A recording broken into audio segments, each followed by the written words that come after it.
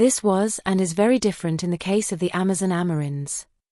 Where the deceased will regenerate or reincarnate in the physical world, also their descendants will depend on, care about, and sustain.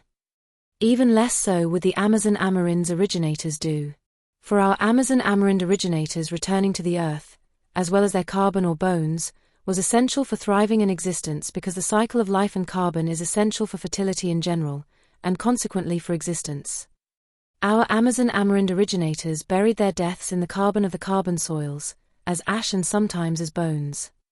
We, the authors of this series, see some evidence that men are seen as those that are essential to or the initiators of reincarnation, and that women are seen as something that never ceases to exist, as some kind of continuum. This hypothesis is based that women urns are much more decorated, and this with female symbols, and men's urns can hold their bones or even complete kind of in the urn rolled up skeleton, but with much less or no decoration. Urns with female ashes sometimes feature the symbol X, and this symbol seems to stand for nobility. Also, Am Amerinds maintained matriarchal societies. The man follows the women to her community, and not the other way around. They possibly released their death's ashes or bones after quite some generations, and even if they did never do this, time would inevitably do so. For them, the flesh of the deceived is considered earthly and should not be part of a burial, but be released and recycled as ashes or smoke before burial. These attitudes and the technically well-performed cremation of everything including the bones, are probably the reason that recoverable DNA holding fossils of Am Amerinds are seldom found. In a way, they systematically destroy all DNA. If it happens in modern times, it also does, but sometimes only after many thousands of years. This release to the soil and the cycle certainly was not the initial or first intention. Except in the few cases that the death's ashes are spread out in nature, whether this is in some green area, a river, or an ocean. In modern times we are quite distant and unconscious of recycling, and to some extent to composting and fermentation.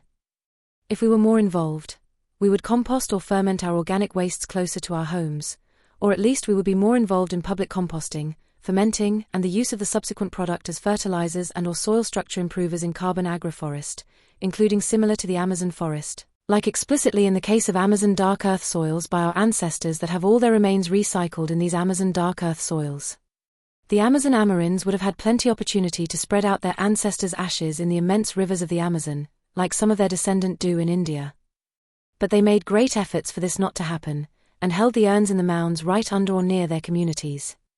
Whether buried in graves or in urns, the urns have no intention to return to the soil and cycle. This, despite what certain religions tell us, that we come from ash and that to ash we will return.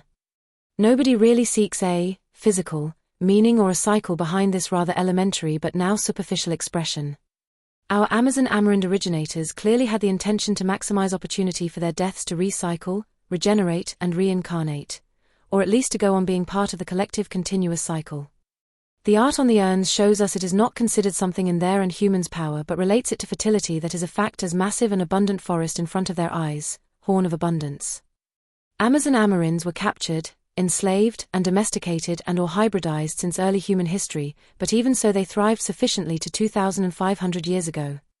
There seem to have been some kind of recoveries even more recently in the Americas and to some point in the Amazon region itself. This despite the simultaneous many and unedited threats they go on to suffer. This also in the bias supposed modern world.